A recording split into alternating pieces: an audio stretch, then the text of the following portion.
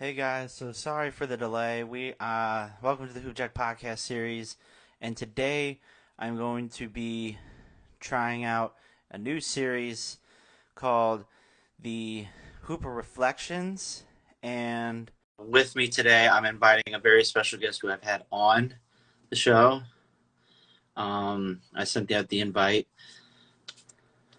So, how's it going? Hey, it's going good. How's it going? Good. It's welcome. So it's nice to put a name to the face and Yeah. everything like that. So. We can recap the last time we talked. How did the season go at Mississippi? It went pretty good. We actually had just started opening a lot of recruiting. We have a lot of new faces. Um, it was a lot of talent for one, but we're still piecing some stuff together, getting some chemistry to go on with each other. We had a couple of seniors leave. We had some really good seniors leaving, but Coach Drew's working really hard on recruiting for the next season, and I'm actually really excited because I think we're going to do really good. That's good. What can you kind of reflect on after your freshman year? Like, what are some of the things that you can kind of look at and say, I can improve from this to show for next year? I can definitely improve on getting stronger with my ball handling skills and just being confident in general. I'm actually a really good player, but I hesitate a lot on my shot, and because of hesitating, my shot is either like airball. I airballed so much this season, but I think it was just the nerves and just being a freshman on the court, being a starter at times too, because I'm coming in with a lot of new girls and just trying to get my head back to where it used to be due to my last season and getting hurt and stuff like that. But my coach Drew, he's definitely done a good job on teaching all of us what our roles are and how to do great and just to be confident with everything. But I for sure can say I can get a lot stronger as well. Just because of my size, I'm a big guard, but I think once I start getting a little bit of muscle on me, I'll be really good. Is there one particular game this year that you can kind of look back and say, this was the game that propelled me to what I can be at that level? I definitely want to say it was the first game. Uh, we didn't do as well as I wanted to do, but I think I did good as myself just because I hadn't played my game in I want to say a year, so I kind of forgot how good I was as a basketball player. And then I have really good teammates to boost me up and just to be close to them as a person, as a whole, not just as a teammate, but just as a friend. So I definitely think just my first game, it was my first college game, so I definitely was really excited. But I think that's what boosted everything back up. Okay. And when you were on the show, it was great having you. We got into a lot about mental health. Because you were a big advocate for it. You've done a lot of research on it. You're kind of big on it. So how has your mental health been since the last time we talked? It's been, I believe, a few months.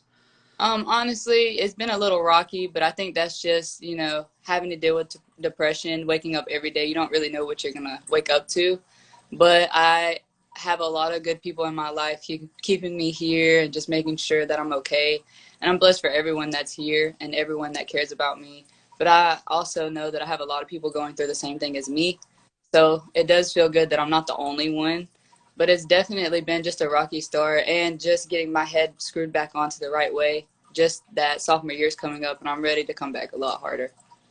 And you have any plans over the summer to kind of not only continue your basketball game as well, but kind of be more of the an advocate for mental health and trying to, get the message out there that we can all benefit from just being around, having the corners behind you, being the support? Yeah, well, so I talked to my mom today actually about just going into a topic of my high school season. That's where we had talked about it was really tough for me athletically and just as a person because I went from a really small school to just this huge factor of really good players and not getting as much time as I wanted. So I definitely think a lot of athletes have been going through what I've went through currently or they've gone through it before. So I've thought about at MUW making a group of um, mental health advocates to help athletes like me that go there, or just people in general at the school that need a friend. Because at MUW, we're really close we have a great atmosphere. We're really close to each other. And, walking on the campus, there's no one mean. But I definitely want to know that, everybody can have a person or just a group in general. And I've thought about talking to the athletic administration just to make sure it'd be okay. But I think that would be a really big benefit next year. Right. Absolutely. And I think a lot of people like you want to be on the forefront of this and kind of just push that, mental health and just making sure that everyone has that room to grow and that everyone has that opportunity to kind of even branch out to what they haven't done before or reach out to people who they have never met.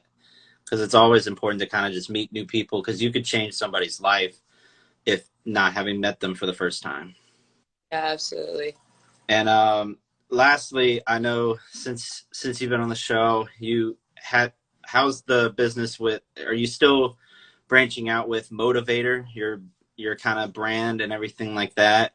Yeah, absolutely. It's in the link is in my bio. Right now, I'm currently interning as well with the SWAC, the Southwestern Athletic, and that's pretty much where a lot of HBCUs in general, but most of the colleges down in the South, we get together and I help them do a lot of things.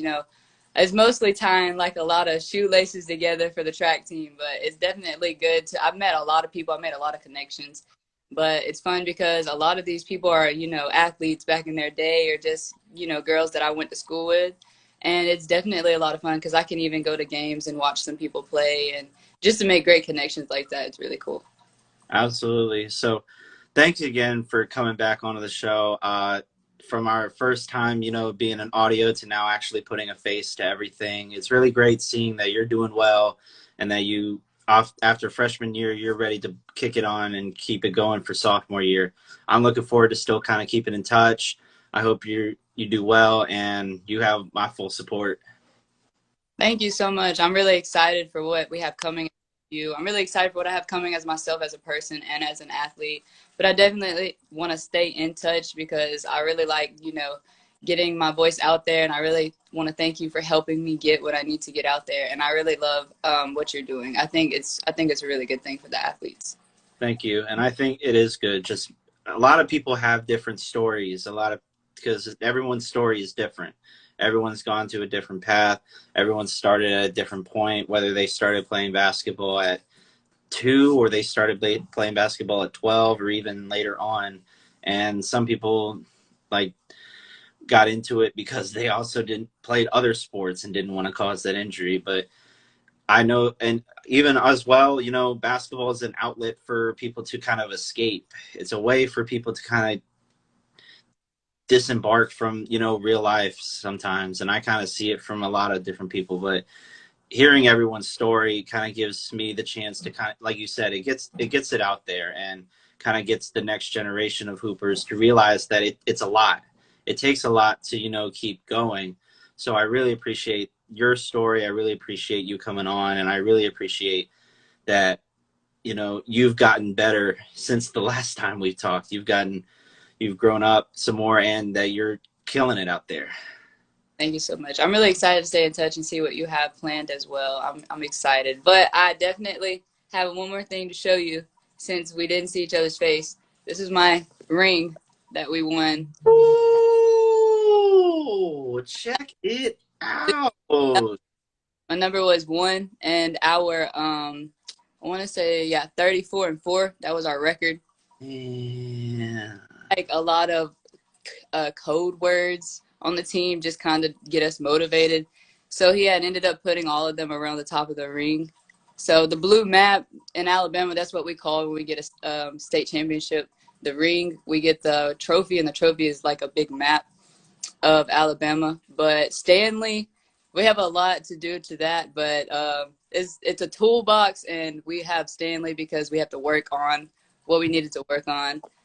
We would always say, we're on a mission, but once we won, he put mission complete and just be normal. That came from Coach Chase. A lot of players want to sit here and just do all these crazy moves, and he's like, just be normal. So I love this ring. I love it so much. It's very pretty. I need to clean it, but it says Spain Park beat, and then that's the team we ended up beating. But it's definitely one of my prized possessions right there. I'm jealous. I'm jealous because I had that. We were in a tough conference, and I.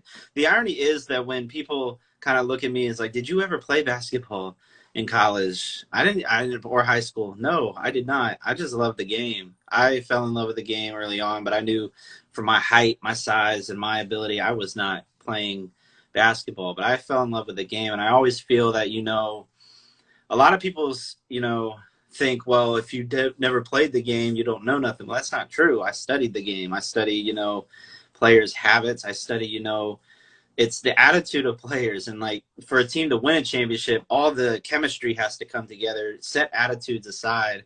And it sounds like you guys did that to earn that shiny piece of hardware right there. Absolutely. We definitely came together as a team and as sisters. Even though this was about 2 to 3 years ago, we still talk to each other like it was yesterday. We love each other a lot.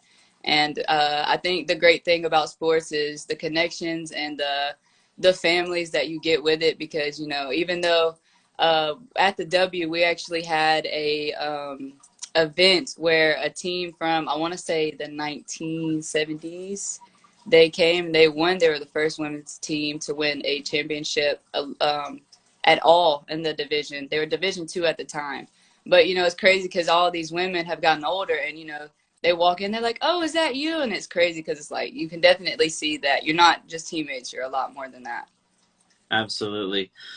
It's been great seeing you grow and seeing you continue to keep growing. I wish you the best of luck in your sophomore year. Let's continue to keep in touch, as well as, I hope to maybe come out, maybe see a game one day. Absolutely. You're definitely going to see a great team when you get here. I will. I definitely will. You have a great night. You too. Thank you. No problem.